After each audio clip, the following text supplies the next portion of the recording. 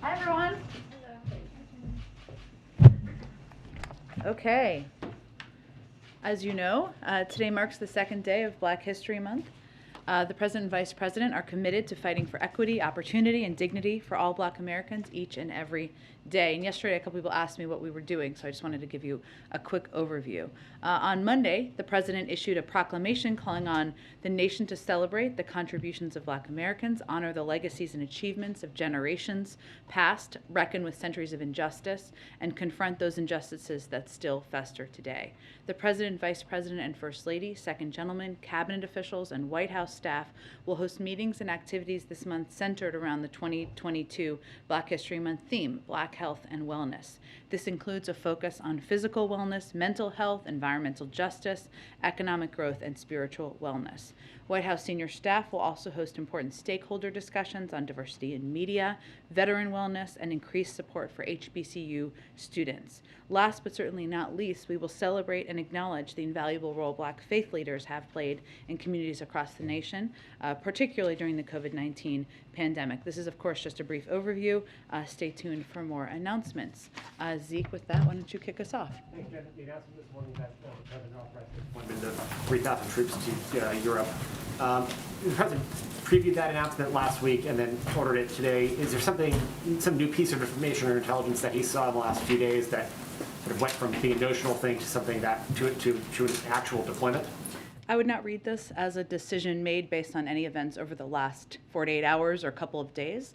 We've been in discussion and under discussion with our partners and allies in the region where these troops are going for several weeks now. And I would just outline for you, I know some of you may have watched John Kirby's briefing, but just to give some more specifics, 1,000 service members from the U.S. Army's 2nd Cavalry Regiment, which is based in Germany, will reposition to Romania in the coming days. Secretary Austin had discussed this possibility and this deployment to Romania last week in his conversation with the Romanian defense minister. Second, we are moving 1,700 service members from Fort Bragg to Poland and approximately 300 service members from Fort Bragg to Germany.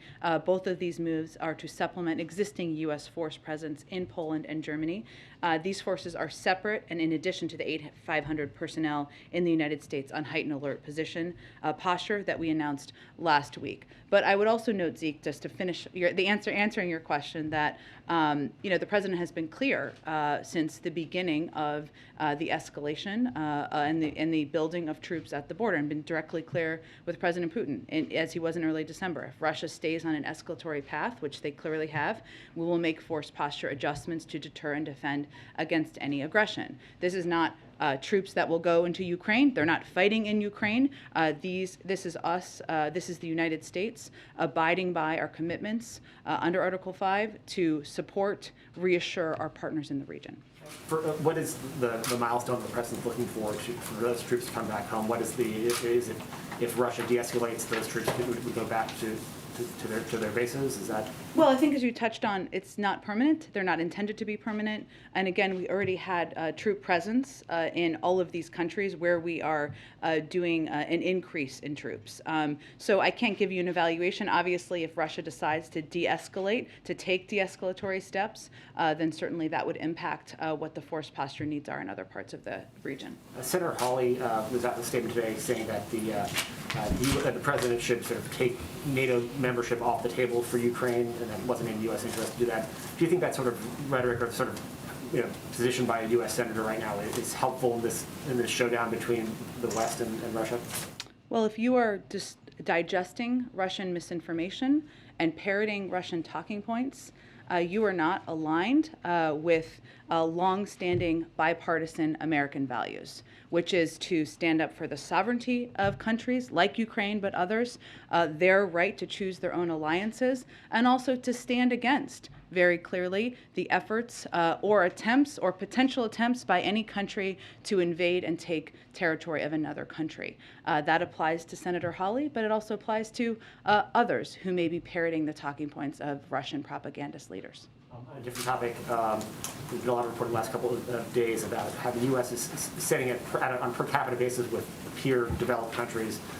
The death rate in the United States is far outpacing what's being seen abroad, largely as a result of the lower vaccination and boosting rates here, as well as some other comorbidities and the like. But does the President feel that he bears responsibility that, a year into office with this new wave that the U.S. wasn't better prepared and that more people are dying here on a per capita basis than are in Europe, for instance? Well, the buck always stops with the president, and he would say that.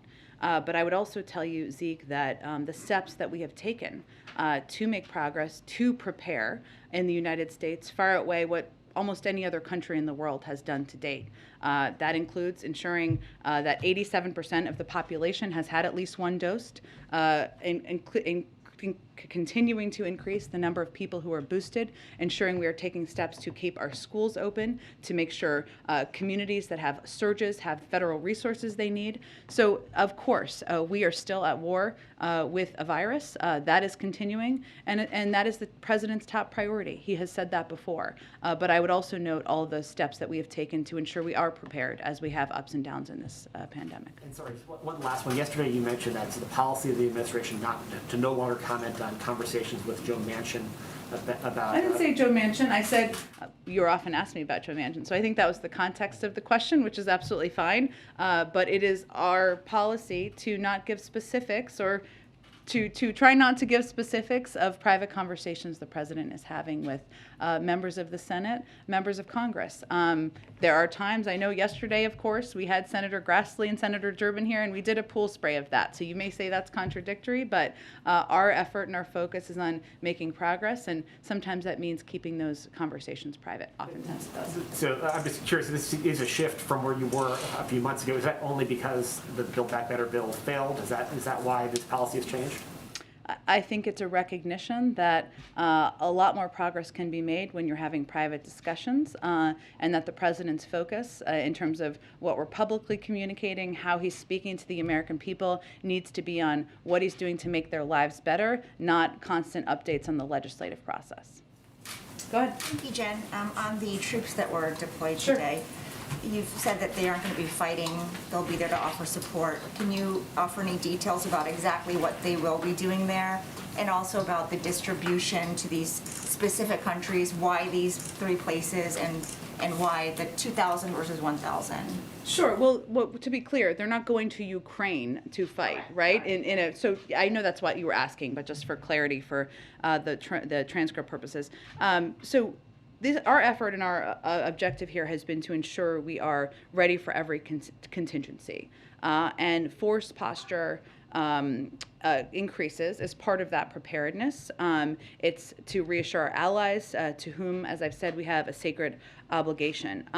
This force, or these forces who have gone, are trained and equipped for a variety of missions to deter aggression and to reassure and defend our allies. In terms of why the specific numbers, I'd really point you to the Department of Defense, who makes the recommendations and ultimately, proposes for the president's sign-off.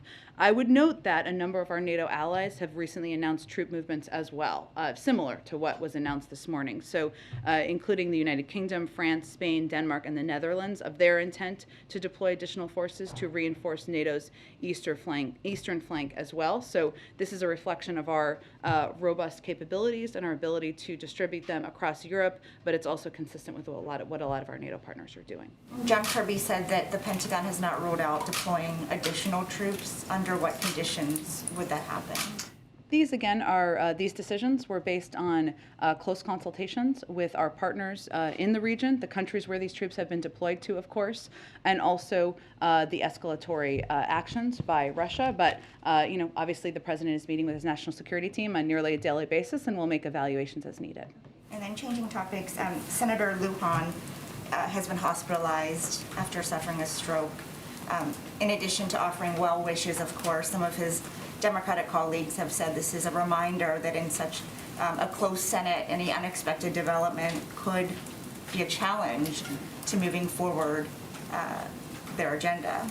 So has the president spoken with Senator Lujan, and does he share similar concerns? Not at this point. Let me just reiterate, I know you referenced them, but that we have all been thinking of Senator Lujan and his family. I know his team put out an update on his recovery last night, and he's 49 years old, so I would also note that, but I would point you to them for any specifics on his status. Of course, we're thinking about him, his family, his entire team at this point in time. I'm not sure what you were referring to in terms of concerns about. For example, Senator Coons brought up yesterday that could be a challenge for moving forward, since they, that 50-50 split is so critical. So is that something that the president has also considered? Well, life is precious, as we know. You're most familiar with the average age of senators in the Senate, but that is true on both sides of the aisle. So I would just say we spend most of our time engaging in good faith about the president's agenda and not making those calculations. And then just one more on the Supreme Court. Given the president's commitment to diversify it, will he make similar pledges? Should he have another opportunity to nominate someone? For example, there's never been an Asian American justice or an LGBTQ justice. So will he make a similar pledge? Well, I would say that about judges or just in general, I would say that if you look at the president's record of judges, circuit court judges, lower court judges, it speaks for itself. He has had a enormous number of judges he has nominated who are people of color, who are women. He has nominated and confirmed an extraordinarily diverse bench of qualified individuals to serve on the courts. And that is certainly a priority for him. I don't have any new pledges to announce for you, but I think I would point you to his record, which speaks to his commitment to ensuring the court is more diverse, lower courts are more diverse, the higher courts are more diverse, and that is something he certainly will continue to look at as a priority. Thanks, Jen. Go ahead. Thank you. Oh, sorry, I'll come back to you. Go ahead. I was just going to ask another follow-up on the troop movements. Yeah. Is President Biden concerned that Putin might use them as a pretext to act against Ukraine? Well, I think what's important to be very clear about here is that there is one aggressor here. That aggressor is Russia. They are the ones who have gathered tens of thousands of troops on the border. They are the ones who are threatening to invade a sovereign country.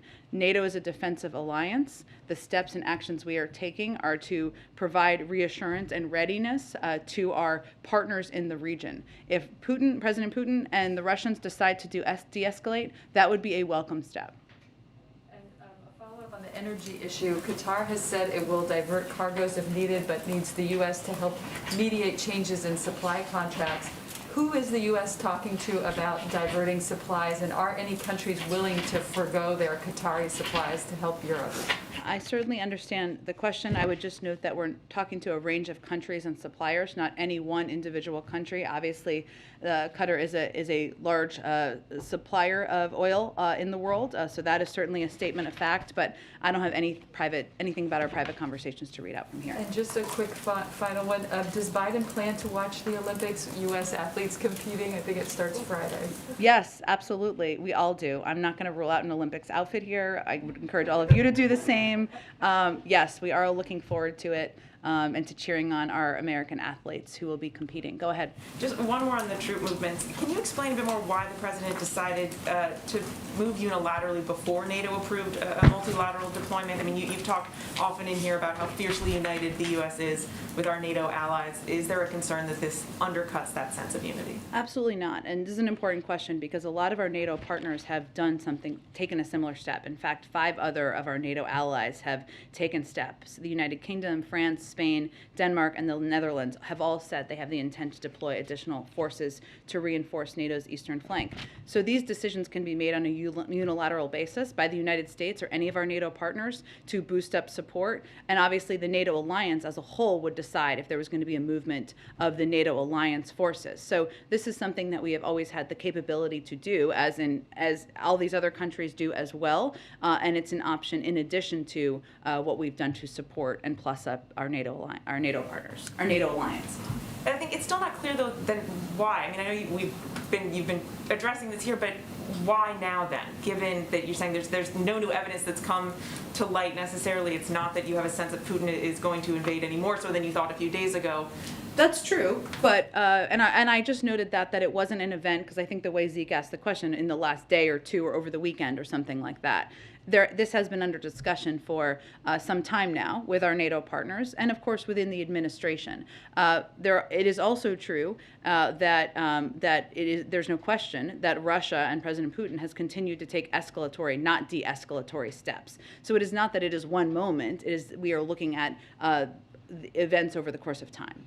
And at the risk of sounding like a broken record, on the Supreme Court search, has the president made any plans to meet in person with any of the nominees? Has he had any direct conversations with any of these potential candidates yet? We're just not going to provide updates from here on the process. Certainly, meeting with the nominees will be, well, obviously with the nominee, but meeting with candidates will be a part of the process, but I don't expect we'd provide a play-by-play on that from here.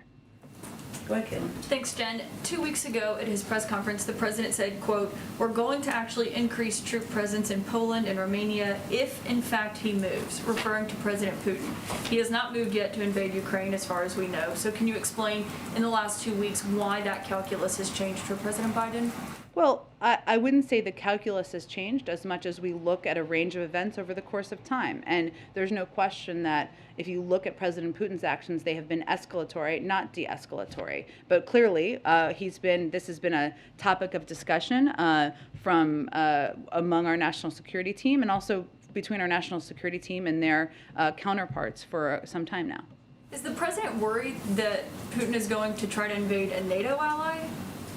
The president wants to, we're certainly hopeful he would not, but the president wants to take steps to reassure our countries in the region that are part of the NATO alliance. And, you know, Russia as a country, President Putin is a leader who has invaded two sovereign countries in the last several years. You know, he's somebody who's used chemical weapons. He's somebody who has pushed propaganda around the world. We're not predicting that he has made a decision. We don't know that, but we're also taking steps to be ready and to be prepared.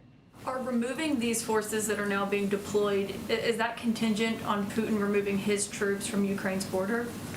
Removing, these troops in Eastern Europe? 3,000 troops that the president is sending to NATO allies that he signed off on yesterday.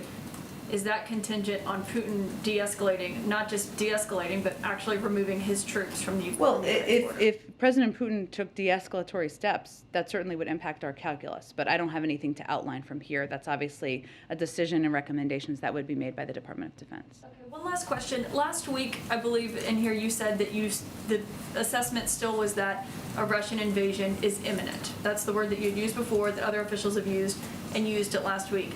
But yesterday, the ambassador to the United Nations, Linda Thomas-Greenfield, said she would not use the word imminent. She said she does not think of Russian invasion of Ukraine as imminent. So I guess we just need some clarification on where that assessment stands right now. I used that once. I think others have used that once, and then we stopped using it because I think it sent a message that we weren't intending to send, which was that we knew that President Putin had made a decision. I would say the vast majority of times I've talked about it, we said he could invade at any time. That's true. We still don't know that he's made a decision. Okay, so you're not using that word. I think I purpose. used it once last week. But the decision now is that you're not describing it as imminent anymore. I haven't in over a week. Okay. Yeah. Go ahead, Jen. Thanks. Just another question first on President Putin and sort of the message coming from Russia. He yesterday expressed hope for diplomacy, and after the U.S. announcement on troops today, the Russian deputy foreign minister called the move unjustified and destructive. So what is your response to sort of their rhetoric of, you know, calling for diplomacy here, given what their posture is on the border of Ukraine? I would say be very open-eyed about Russian propaganda and what they're putting out there. We know what is happening on the border. Everybody can open their eyes and see. They have gathered more than 100,000 troops at the border. They have also built up troops in Belarus at another border. That has not changed. We have not seen de-escalatory actions. At the same time, we don't know that President Putin has made a decision to act. And that means that we are going to, of course, continue to leave the door open to diplomacy. We're going to continue to discuss and engage where we can find common ground with Russian leaders. That doesn't mean that we are going to bow to what their demands are on issues like NATO and the right of any sovereign country to be able to choose which alliances they pursue. We've been clear on that from the beginning. But, you know, diplomacy means you agree on some things, you disagree on others, you try to figure out where you have common ground, and that's the process that we're still undergoing. On another subject, the House is working through the China bill right now. Yeah. And there were some amendments that were released last night. There's an effort by some House members to attach guardrails to CHIPS funding, which would mean they wouldn't be able to get U.S. taxpayer dollars while also investing in China. Does the administration have a view on that? I'm not going to get into any specifics about the negotiations that are ongoing. Certainly, the president is eager to sign the competition bill into law. I would also note that Mr. McCarthy made clear he was going to whip against this bill. And let's just think about how ludicrous that is.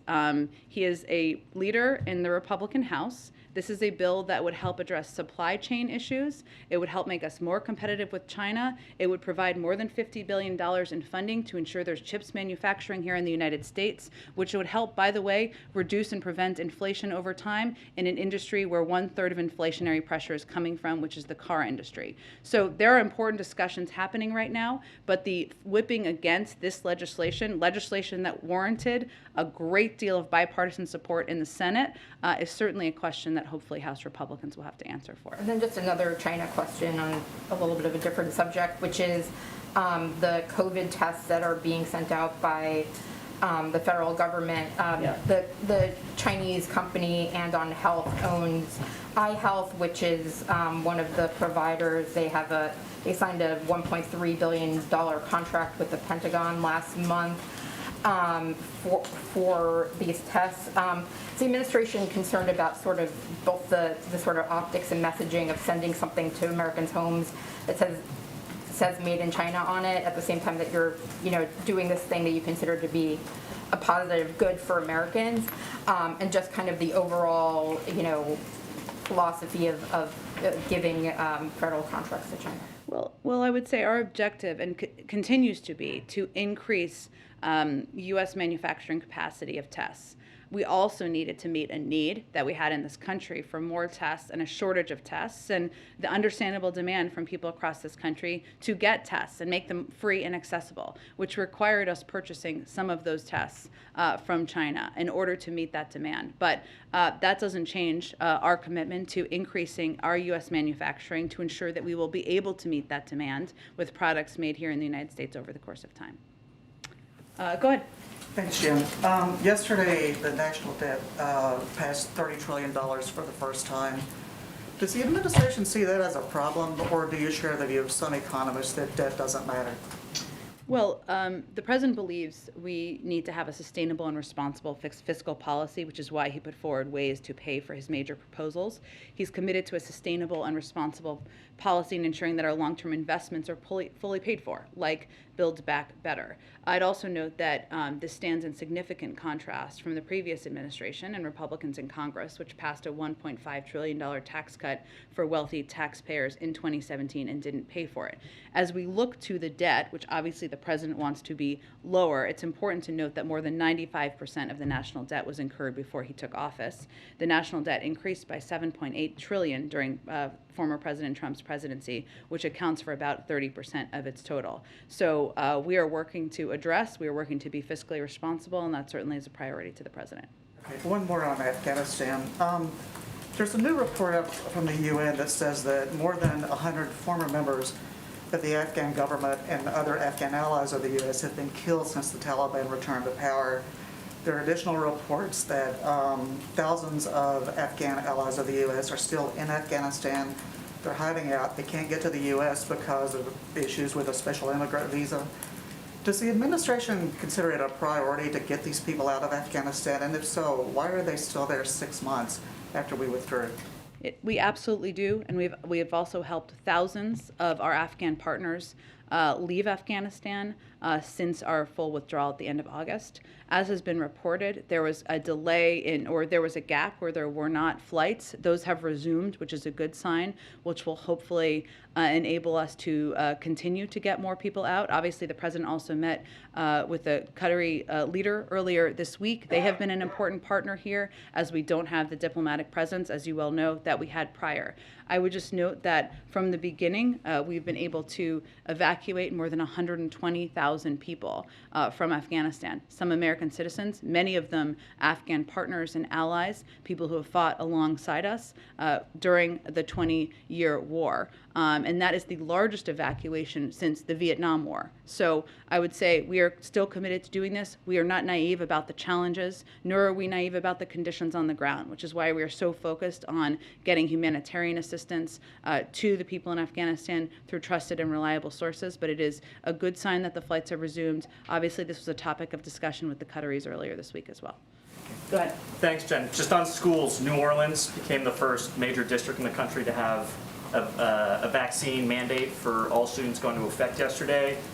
We know how you guys feel about the need to getting vaccinated, but will the White House press other districts to follow in New Orleans' steps? We will always, we believe that it's up to school districts to make decisions about what steps they put in place, and we would certainly advise all of them to follow CDC guidance. On the mandate, there are a number of exemptions that parents can apply for. It's pretty easy to get an exemption. Does the White House think that sort of defeats the purpose of the mandate, or is that okay? Or We have exemptions that we implement in the federal government as well. Staying on education, yesterday also, before the president paused the student loan debt repayments, or I guess extended the pause in late 2021. It was supposed to resume yesterday. Is the Department of Education pushing forward any other steps to make sure that when those payments relaunch in May, borrowers will be able to make them, or will the president extend that pause again? Or is he still considering executive action to forgive student loan debt again? Sure. Well, I would note that no one has been required to pay a single dime of federal student loans since the president took office. As you noted, he extended that pause to May to give breathing room to borrowers who are still coping with the pandemic. He certainly also supports Congress for providing $10,000 in debt relief, a bill he would be happy to sign into law. I don't have any additional executive orders to predict at this point in time, but certainly in May, if this resumes, the Education Department will continue working to ensure a smooth transition to repayment.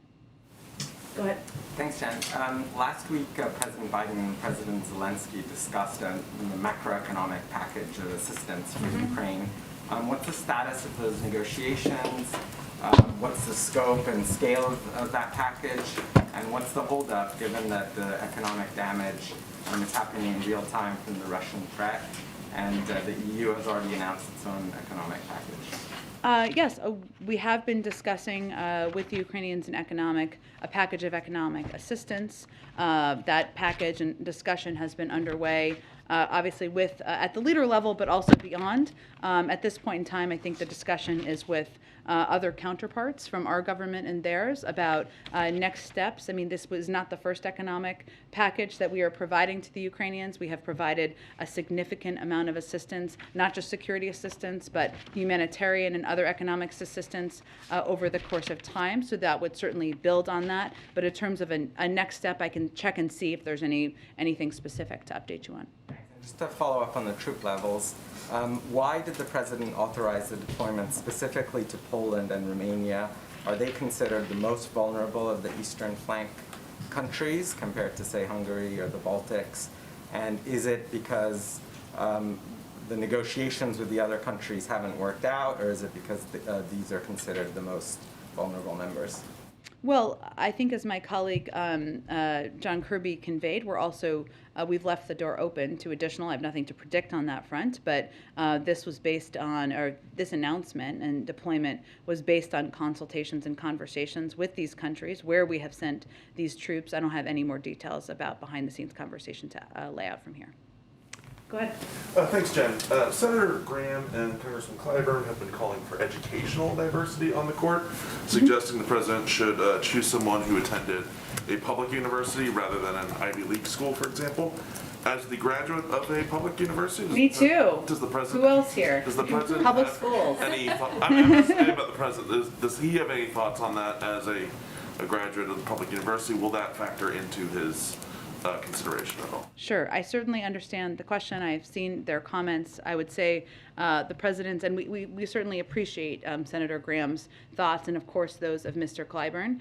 What the president's focuses on is choosing from a wealth of deeply qualified candidates who bring to bear the strongest records, credentials, and abilities that anyone could have for this role. As you know, he has nominated judges who have not gone to Ivy League schools, so I think that speaks to his value for that. But in terms of the credentials, I don't have any more specifics to lay out for you today. Related to that, though, also just wanted to ask about candidates who have already gone through a judicial confirmation process, either for the district court level or the appeals court level. Is that something the president's going to be taking into consideration, whether they've already made it through the Senate Judiciary Committee once before? The president's focus is, again, choosing from a wealth of highly qualified candidates who bring to bear strong records, credentials, and abilities to serve on the court in a lifetime appointment. That is his focus, and also doing that through consultation with Republican and Democratic members of the Senate and experts, not on navigating the legislative process. Shifting gears to one infrastructure question.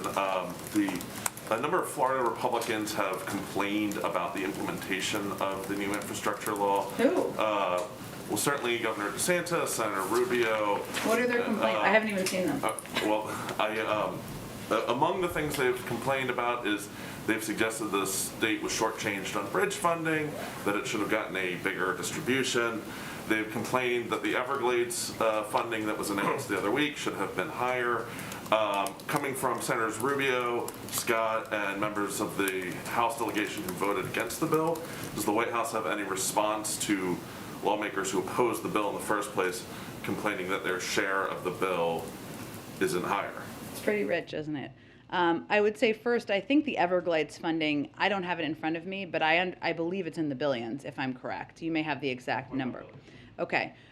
There is also an enormous, I mentioned this a little bit yesterday, about 90% of the competitive funding that's available will go to localities, territories, others who can apply for it, and that's why we put out this big book just a few days ago, so people know the criteria where they can apply for that funding. I think Mitch Lander, when he was here, quoted, I think, a Nancy Pelosi quote, so I'm just going to quote it. I don't know, now I can't even remember it, but point is, even if you vote against it, you still want the money. We've seen that over the course of time. That speaks to how political a lot of these votes were, given this is funding that will help rebuild a lot of these communities, and the president will certainly be making clear who was with him and who wasn't with him. Go ahead. Right. Last week, the Vice President appealed to governors to help with the defense of voting rights. Does the administration feel that the effort for national voting rights legislation is dead? And if so, is it now going to focus its efforts at state level? We have to do both. So federal legislation is important for a number of reasons, including that it creates a baseline of requirements or requirement standards in states so people can know who are fearful about how they can vote, when they can vote. If you're a mom of 3 kids, you should have a lot of options for dropping off your ballot or going to vote early, and ensuring those requirements are standard across states. It also ensures that for states that have histories of voter suppression, that they would have to seek approval from the Department of Justice to make changes. That's a good thing. So we're still fighting for those. The president has said he will fight for those until his last breath. At the same time, what I think the vice president was talking about, and she will be playing a vital role in, is working with states and localities on how we can fight against oppressive voter suppression, voter laws that are popping up in states, how we can empower and engage populations to ensure they know what their rights are. So we're going to do both, and it's important to do both. And Mitch McConnell said today, given current COVID facts and science, it is time for the state of emergency to wind down. Does the president agree with that? And is that still possible when there's that hardcore of anti-vaccination people?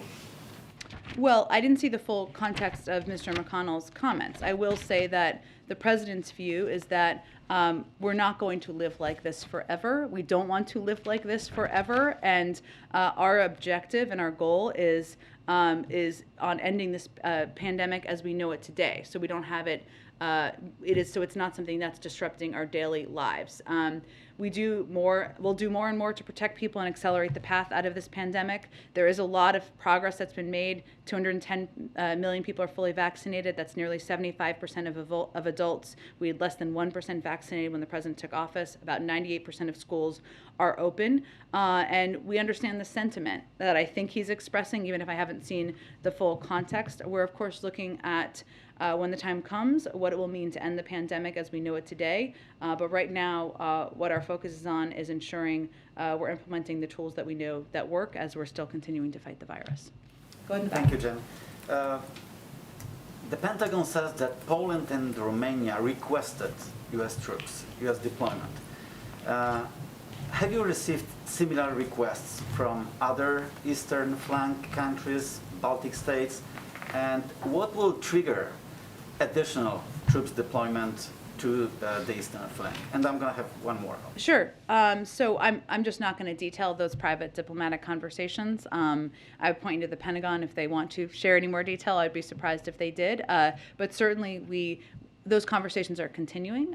They're not done. And I think my colleague John Kirby made that clear during his briefing today. And one more. Has President Biden consulted this decision with the leaders of the Republican Party? And how does he feel about their support? Because there were some voices on the American right questioning President Biden's policy towards Russia-Ukraine crisis. Well, I would say that we have had an enormous amount of we've done an enormous amount of briefing and engagement with Democratic and Republican leaders about the decision-making and how we're approaching the escalatory nature of Russia's behavior on the border. Senator McConnell made some comments in that regard last week, and this is an issue in our view that should not be partisan. What we're doing here is we're standing up for what have long been bipartisan American values, which is standing up for the sovereignty of a country, ensuring that they have the right and the ability to choose their own alliances, supporting them with a range of economic, humanitarian, and security assistance, and doing that in a way that's coordinated with our partners and allies.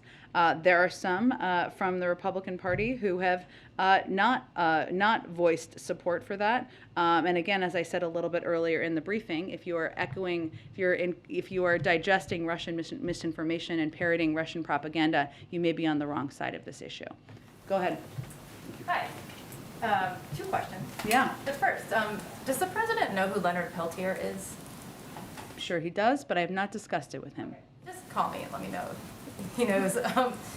Is he aware of the push by Democratic senators and members of Congress and native state legislators and even Pope Francis at one point to send Peltier home from prison? I have not discussed this with him specifically. I'm happy to see if there's any more follow-up. And then my second question is about the Supreme Court. Some Republican senators like Ted Cruz are criticizing Biden for saying he'll pick a black woman for the Supreme Court. He said it's quote-unquote offensive because somehow the black woman he chooses wouldn't be the most qualified for the job. But Republicans like Cruz also celebrated when Trump picked Amy Coney Barrett for the Supreme Court, with Cruz telling Barrett during her confirmation hearing, quote, "Your children have been wonderfully well behaved. I think you're an amazing role model for little girls. What advice would you give little girls?" So my question for you is, why do you think Republicans like Ted Cruz are acting so angry about Biden picking a black woman for the Supreme Court when they were very happy when Trump picked Amy Coney Barrett for the court? I read that exact quote yesterday. I'm glad lots of people are following it. I think that's really a question for Senator Cruz. But it is important to note, as you just did in your question, that there was never an objection by Senator Cruz to Donald Trump promising he'd nominate a woman in 2020. You noted what he said to the woman he nominated in the hearing and how he applauded her in the hearing. The notion, the president's view, is the notion that there has not been a black woman ever on the Supreme Court in 230 years is a problem with the process, not a lack of qualified, credentialed people to consider and nominate. That's his view, but I think that's a question best for Senator Cruz. Why do you think, what's the difference between Trump picking Amy Coney Barrett and saying he'd pick a woman in advance and Biden picking a black woman? That's exactly why I called out this issue yesterday, but I am blissfully not a spokesperson for Senator Cruz, so he can best answer that question. All right, thanks, everyone. Oh. Yes.